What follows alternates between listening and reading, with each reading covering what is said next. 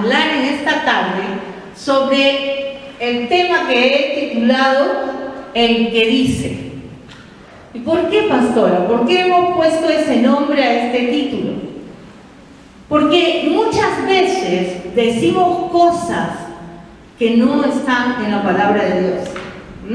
A veces aseveramos cosas como creyendo que son verdades, pero que si las analizamos, si las tamizamos con la palabra de Dios, nos vamos a dar cuenta que no es así. Por eso el título del mensaje, El que dice. Hoy vamos a estar estudiando Primera de Juan, capítulo 2, versos del 1 al 6. Y esta, hermanos, es una de las 3 cartas del apóstol Juan. Y una de las cartas que el apóstol Juan dio a sus iglesias, ¿no?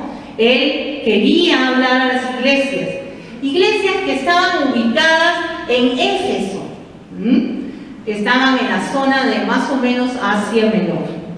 Y hermanos, en esas iglesias la palabra nos cuenta de que habían ocurrido muchos problemas, estaban pasando por muchas crisis.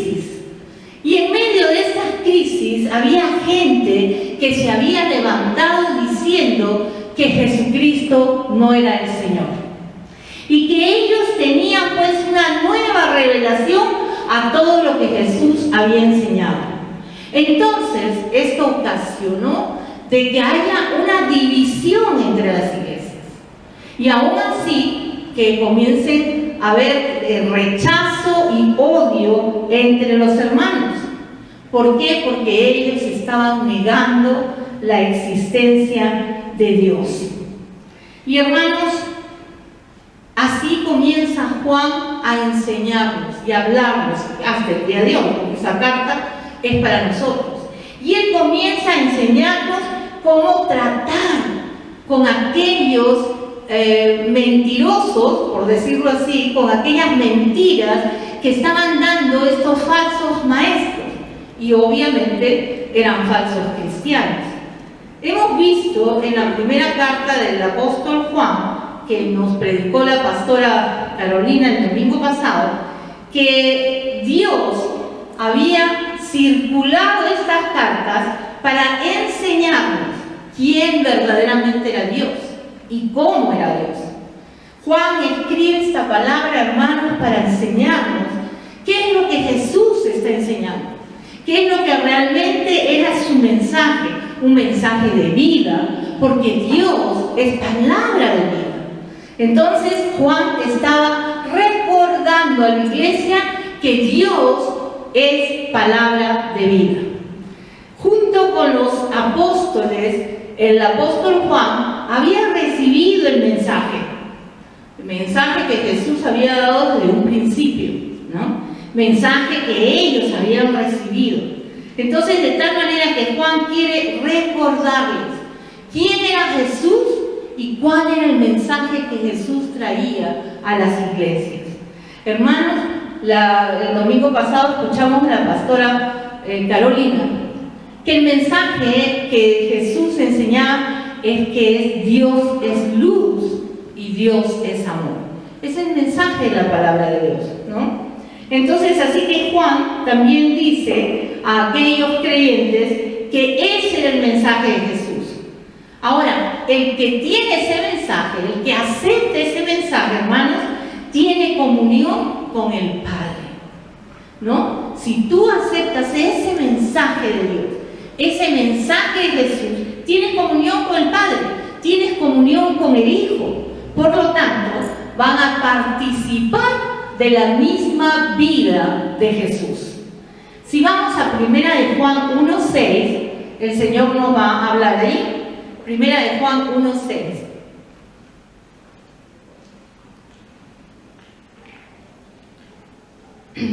Primera de Juan 1:6 dice: si decimos que tenemos comunión con Él y andamos en tinieblas, mentimos y no practicamos la verdad.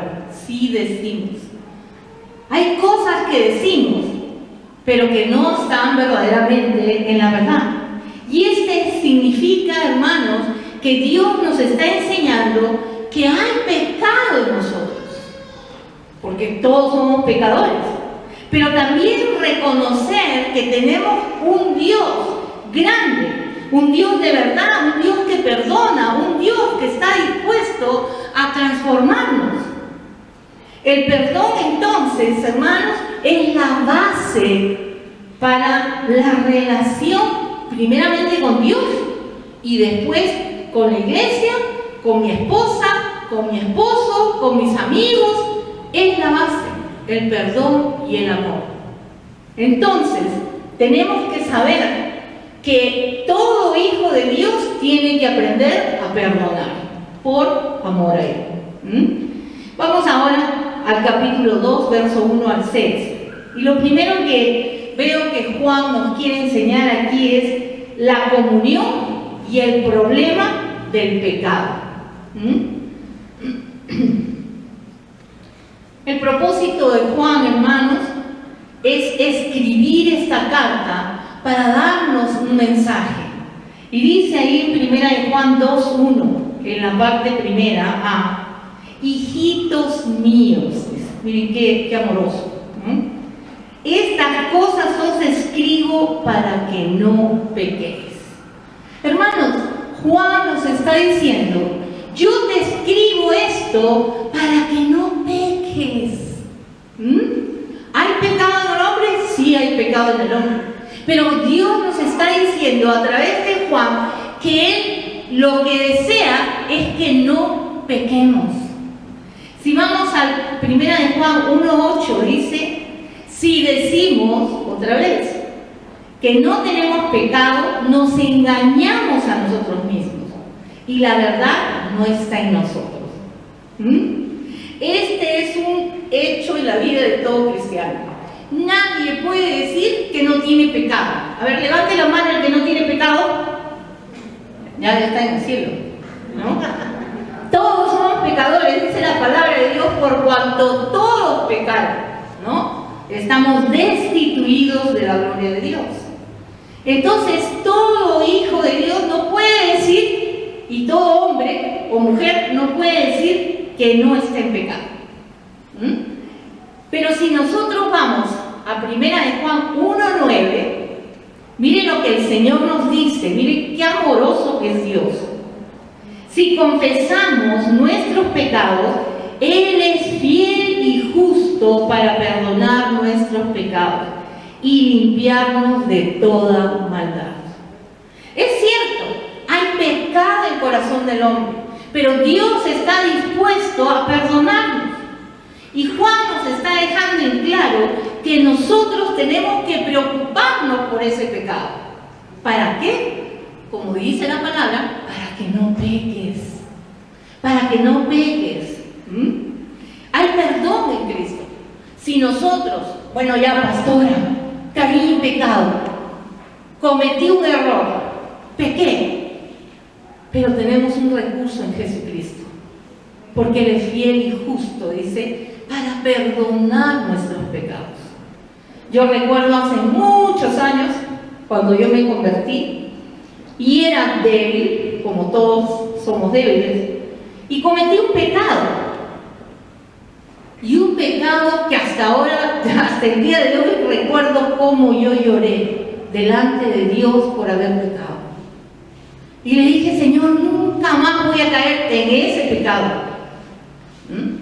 Y gracias a Dios nunca más caí en ese, seguramente en otros sí.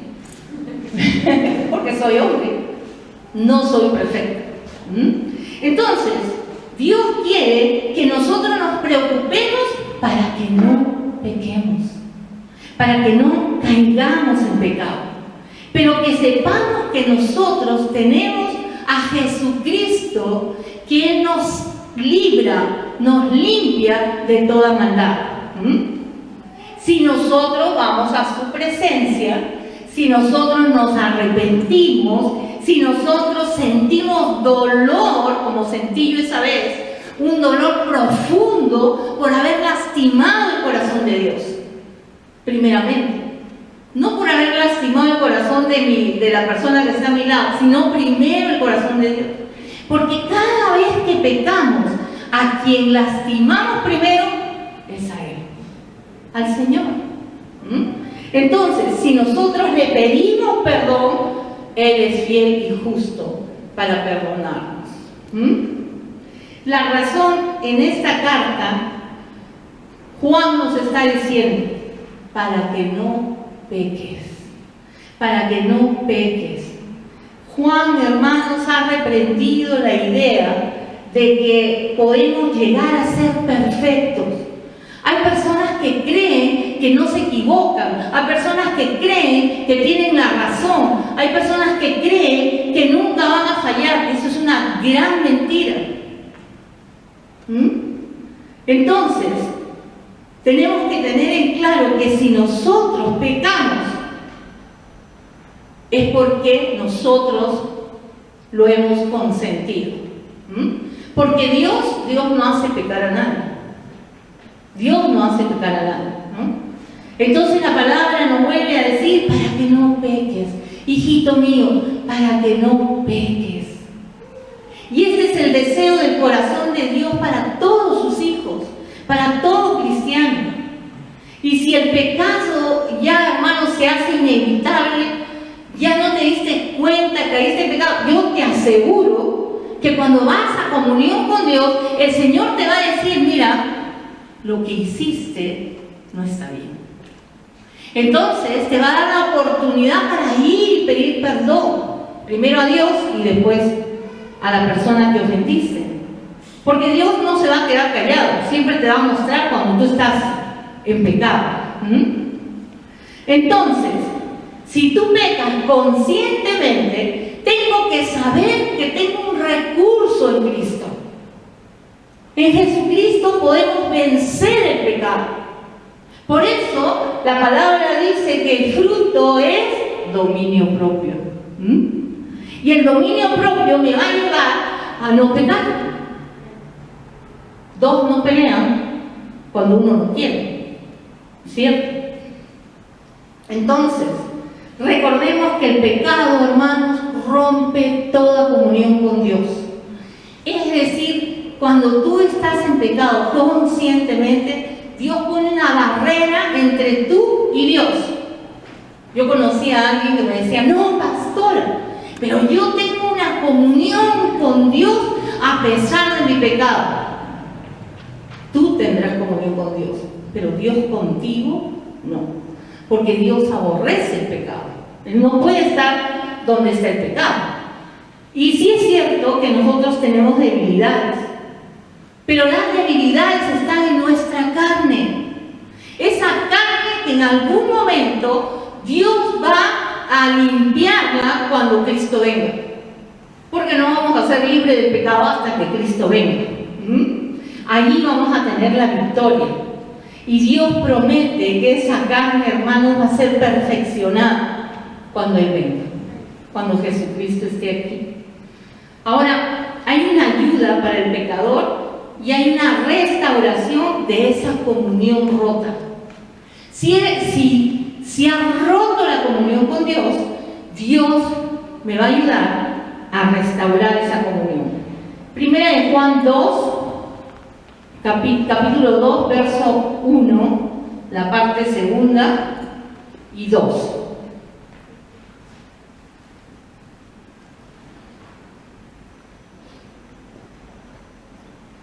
Dice la palabra, si alguno hubiese pecado, abogado tenemos para con el Padre, a Jesucristo justo. Y Él es la propiciación por nuestros pecados, y no solamente por los nuestros, sino también por los de todo el mundo, por los de todos. No es solamente que, yo pues tengo carita de ángel, a mí el Señor me ama y solamente conmigo. No, es con todos. La palabra nos asegura que tenemos un abogado. Tenemos un abogado, pero el deseo de Dios es que no peques, ¿no? Sin embargo, si lo hacemos, encontramos una disposición en la palabra de Dios que dice que hay un abogado defensor y que está de nuestro lado, que es Jesucristo mismo. Hermanos, incluso cuando nosotros pecamos, Dios no se sorprende, porque Dios conoce tu corazón, Dios conoce mi corazón, Dios sabe de mis debilidades, de las tuyas, sabe cómo soy, sabe que soy imperfecta, imperfectos. Entonces, Dios sabe cuando nosotros pecamos, que vamos a pecar, pero Él está esperando que nosotros luchemos. Dios sabe, hermanos, cómo somos. Él nos conoce totalmente. Él nos creó. Y mira, Él no viene a decirte, oye, qué barbaridad, caíste en pecado. Si yo hubiese sabido que tú ibas a pecar con esto, nunca más te hubiese perdonado. Dios no es así. Dios no nos dice eso. Dios dice, hijitos míos, ¿no? Y nos perdona. El perdón de Dios, hermanos, siempre va a estar disponible. Pero, obviamente, que Dios conoce mi corazón. Conoce tu corazón. Y Él sabe cuando nos hemos arrepentido de verdad. Cuando hay una lucha para salir de ese pecado, Él sabe. Él lo conoce. Yo recuerdo mucho que yo fumaba como chino en quiebra, creo que lo he contado muchas veces, ¿no? Antes de conocer al Señor, pero cuando conocí al Señor no podía dejar de fumar, ¿no? Y yo fumaba, y cuando supe, porque mi pastor me dijo, bueno, yo no puedo hacer nada por ti, ¿no me va a botar de la iglesia? No, es una lucha tuya con Dios, ese es tu pecado que tú tienes que vencer. Y yo dije, bueno, esto es así. Entonces, cada vez que yo sentía el deseo de fumar, cerraba mis ojos y le decía, Padre, no quiero hacerlo, ayúdame, ayúdame. Y se me iban las ganas de fumar. Y Dios obraba en mi vida. Y así vencí ese pecado, ¿no? Porque Dios sabía que eso me iba a hacer daño. La idea, hermanos, es que no pequemos, consciente ni inconscientemente, ¿no? Por eso es que uno tiene que preocuparse por el pecado y confiar que tenemos un abogado en Cristo Jesús. Y vamos a ver un poquito cómo funciona esto. Y vamos a imaginar que estamos en un estrado judicial. ¿Cuántos abogados hay aquí? 1, pastor, 2, ¿no hay más? Estamos bien entonces. Tenemos 2 abogados. Entonces estamos en un juicio, ¿no? Este es el estrado y de pronto se acerca la persona que está acusada con su abogado, y ahí puestos de pie el juez justo, que es el padre, le dice, a ver, quiero saber ¿qué es lo que ha hecho este hombre o esta mujer?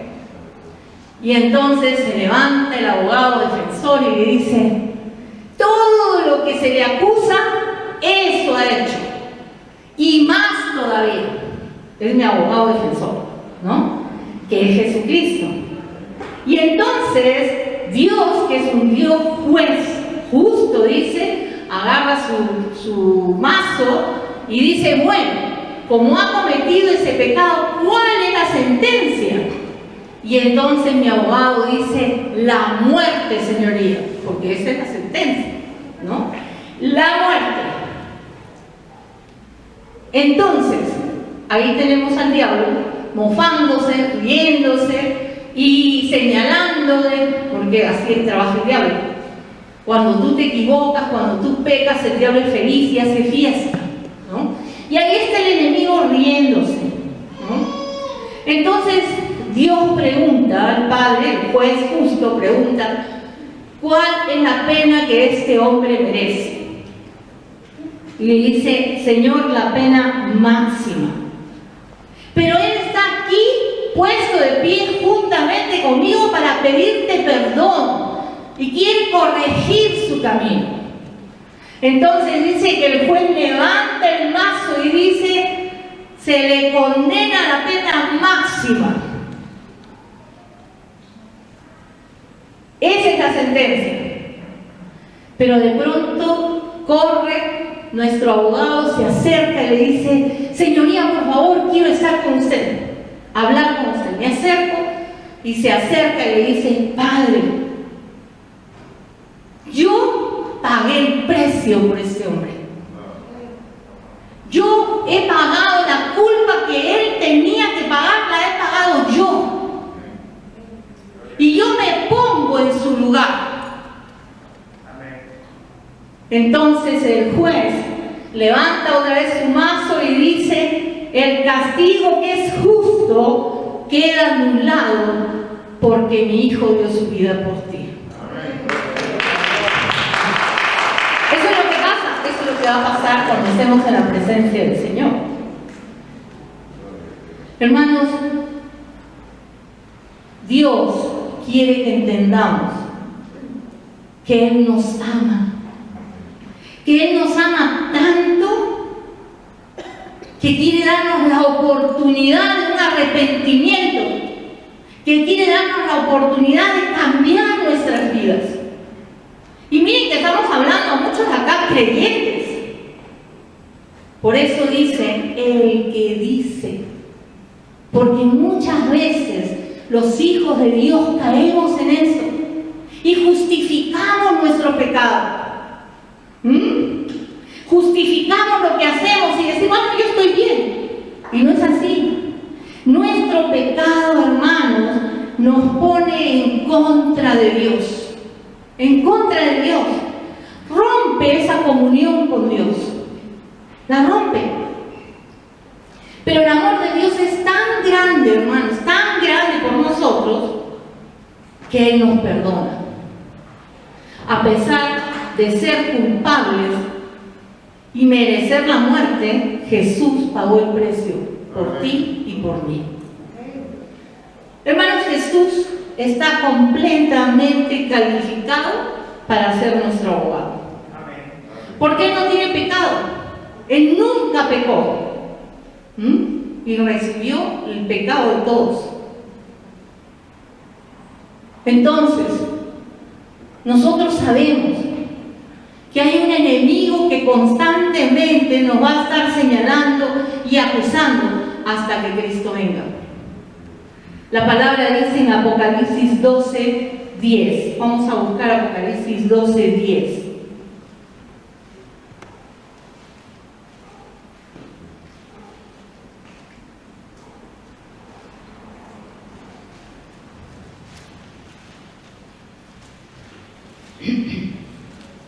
Dice: entonces oí una gran voz en el cielo que decía: ahora ha venido la salvación, el poder y el reino de nuestro Dios y la autoridad de su Cristo, porque ha sido lanzado el acusador de nuestros hermanos, el que los acusaba delante de nuestro Dios día y noche.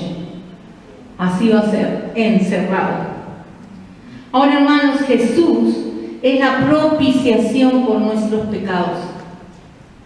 Cristo se ha presentado delante de nuestro Dios como nuestro abogado. Él pagó todos nuestros pecados y nos ha reconciliado con Dios. Él era el sacrificio vivo por ti y por mí. Entonces, con esto, Él ha desviado la ira de Dios sobre nosotros. Ya no tenemos la ira de Dios sobre nosotros.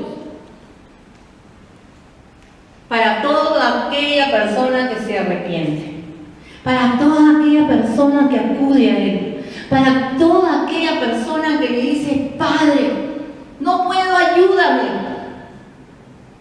Porque luchar contra el pecado, hermanos, no es fácil. Pero Dios nos puede ayudar. Dios nos ayuda. Y ahora, hermanos, hay un fruto.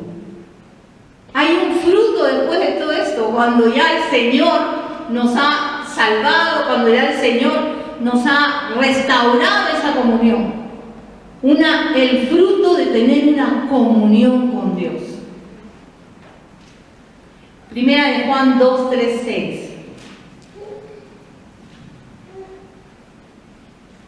Hay frutos que tenemos que dar. No es tan fácil. Ya recibí a Jesús,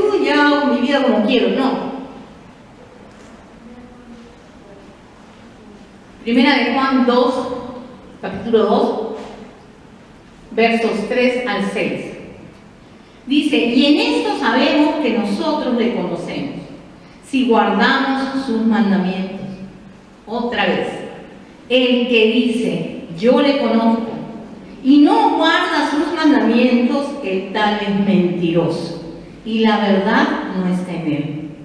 Pero el que guarda su palabra, en este verdaderamente el amor de Dios se ha perfeccionado. Por eso sabemos que estamos en él. El que dice que permanece en él debe de andar como él andó. El que dice, ¿cuántos decimos? Que en esto sabemos, dice que nosotros le conocemos.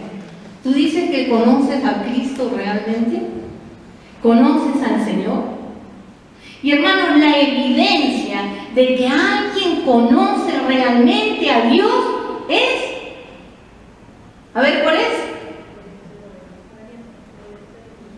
En esa comunión, guardar sus mandamientos.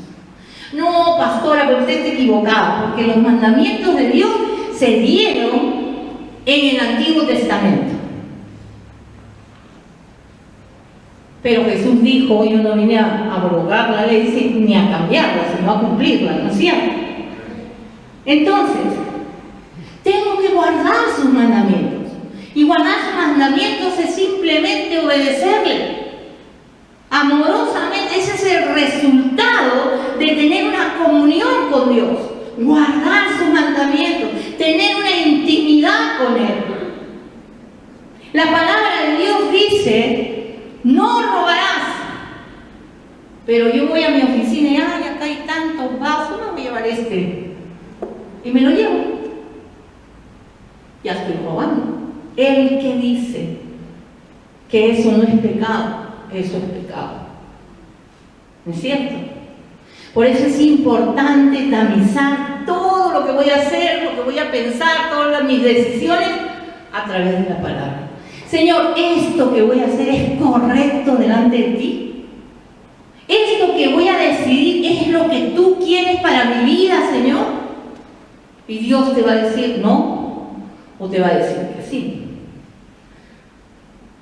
Hermanos, tenemos un abogado, Jesucristo, y es una invitación. Él nos da una invitación a una restauración a través de nuestra confesión. Una confesión que tiene que ser sincera, con un arrepentimiento sobre nuestro pecado, con un dolor de corazón. No es posible que descuidemos los mandamientos de Dios, porque son sus mandamientos, son sus enseñanzas, y ellos deben de estar escritos en mi corazón. Si tú crees que el Antiguo Testamento ya es obsoleto, los mandamientos tienen que estar escritos en tu corazón, ahí en tu corazón. Y aquellos que piensan, hermanos, que la gracia de Dios cuando se predica plena, justamente y claramente nos da una licencia para pecar, no saben lo que están diciendo, ni saben lo que están enseñando, ni lo que están afirmando. Porque Dios no acepta el pecado. La palabra dice, el tal es mentiroso. Ah, no, pero es que en mi oficina habían tantos vasos que yo me llevé uno, no les va a hacer daño. Pero te lo robaste. Pero eso no es pecado. El que dice, el tal es mentiroso, dice la palabra. Y si uno no vive una vida marcada por la obediencia y el amor de Dios, no puede asegurar que está en Cristo. Y es más, algún día el Señor le va a decir, ¿sabes qué? No te conozco. No te conozco. Nunca te vi. Pero Señor, yo te dije esto, y hoy hice el otro, y hoy... No te conozco. No te conozco.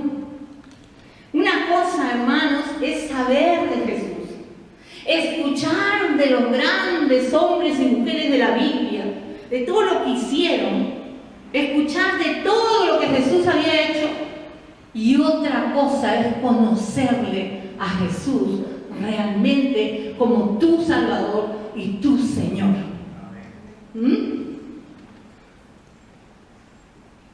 La pregunta sería, ¿verdaderamente conoces a Jesús? ¿Tienes comunión con Él? ¿Has experimentado su perdón, su salvación? El único conocimiento salvador es tener a Jesús en nuestra vida. Guardar su palabra, hermanos, sus mandamientos. Hacer su voluntad, vivir en una comunión con Él. Ah, no, pero pastora, yo tengo comunión con Él. ¿Y cuánto tiempo oras? Bueno, 2 minutos. ¿Es de comunión? Mi esposo siempre decía que cuando estaba enamorado, quería estar todo el tiempo conmigo. Y es verdad, hablábamos hasta altas horas de la noche, porque estábamos enamorados. Así te tienes que enamorar de Dios. Querer estar con Él en todo momento, en todo el tiempo. Tener comunión con Él, creerle, aferrarte a sus promesas, aferrarte a su palabra y hacer su voluntad. Primera de Juan 2:5 dice: pero el que guarda su palabra, en este verdaderamente el amor de Dios se ha perfeccionado. El que guarda su palabra. Y guardar su palabra hemos dicho que es obedecerla. Juan, mis hermanos, establece un vínculo, una relación tremenda entre la obediencia y el amor hacia Dios. Hay una relación, ¿no? Hay un vínculo. Y tiene que ser un amor pues perfeccionado, un amor de Dios. Lo que quiere decir que un amor que nos ha permitido ir a su presencia, crecer, avanzar, ser transformados, una relación con Dios que me ayude a tomar mis decisiones en su sabiduría. Pero nos hemos acostumbrado a querer tomar nuestras propias decisiones. Ah, no, yo no voy a hacer así. Pero la palabra dice, sí, porque yo hablaba con una joven que no es de acá, que estoy aconsejando, pero le digo, la palabra de Dios dice tal y tal cosa. A mí no me interesa lo que dice la palabra, yo quiero hacer esto. Bueno, entonces busca tú qué hacer, pero de mí no vas a escuchar otra cosa. La palabra de Dios nos enseña que tengo que tener comunión con el Padre, comunión con el Hijo, que tengo que ir a Él, que hacer su voluntad, que obedecerle, aunque cueste. Entonces, esa presencia de Dios nos va a llevar a obedecerle, nos va a dar seguridad de que estamos en Él, de que estamos en Jesús. Por eso dice, por esto sabemos que estamos en Él. ¿Por qué? Porque soy capaz de renunciar, porque soy capaz de rechazar el pecado, porque soy capaz de escoger lo bueno y no lo malo. Hermanos, cuando uno viene a Cristo, tiene necesariamente que vivir un cambio de relación en cuanto con el pecado. Tu relación con el pecado cambia, va a cambiar. Es cierto que el pecado no se va a eliminar de mi vida porque yo soy pecadora. Y hasta que Cristo venga, no va a eliminarse. Pero ¿sabes qué? Un cristiano ya no ama el pecado. Un cristiano, hermano, ya no planea pecar. Ay, pero le voy a decir tal cosa, una mentirita piadosa. No hay mentiritas piadosas. Mentira es mentira y es pecado. Un cristiano ya no disfruta del pecado. Ya no. Un cristiano ya no se acomoda con el pecado. Ya no se acomoda. Ah, no, pero yo voy a hacer esto, entonces esto me va a dar la solución para yo poder hacer lo que quiero. No, ya no te acomodas con el pecado. Ya no. El pecado tiene que ser rechazado en el corazón de todo hijo de Dios, de todo cristiano. El pecado ya no va a tomar dominio propio sobre tu vida. Es decir, voy a dejar que Cristo se siente en el trono de mi corazón y yo voy a bajar. Primera de Juan 2:6.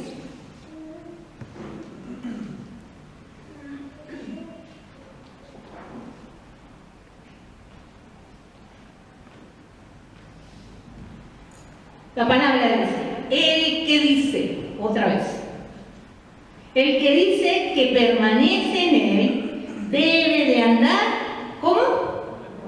Como él anduvo. Lo saben, ¿no? Como él anduvo. Así es, simple y llanamente. Entonces, hermanos, allí es cuando nosotros vivimos una vida de obediencia, una vida de amor. Cuando realmente queremos andar como Jesús anduvo. Cuando yo voy a estar dispuesta a pensar, ¿qué haría Jesús en esta circunstancia?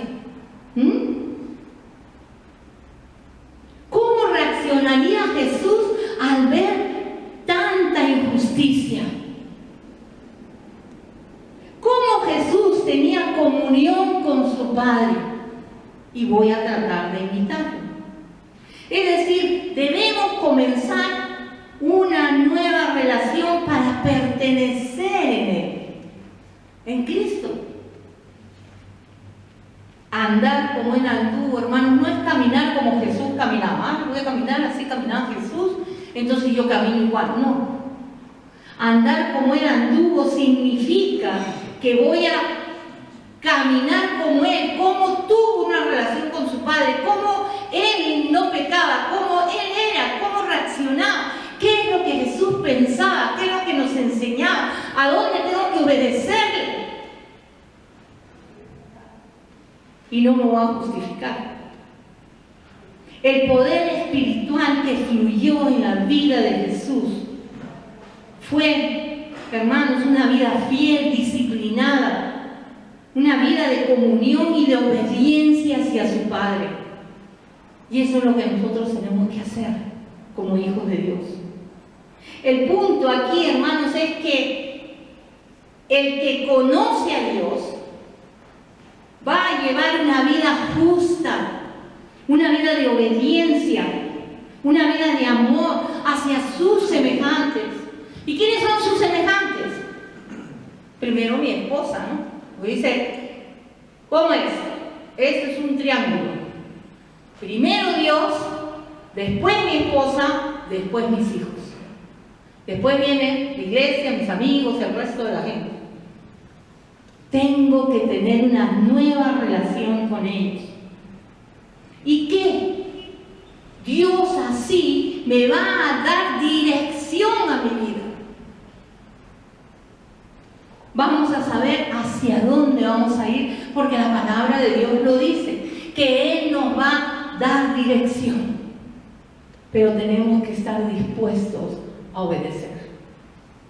A obedecer. Tenemos que estar dispuestos a renunciar a mi propio yo. El yo ya no sirve, hermanos. Cuando venimos a Cristo, el yo tiene que desaparecer. Pero yo quiero esto, pastora. Pero yo quiero el otro. Pero yo... No. El yo tiene que desaparecer para poder pensar cómo voy a agradar a Dios. Cómo voy a obedecer a Dios. Cómo voy a dejar que Dios transforme mi vida.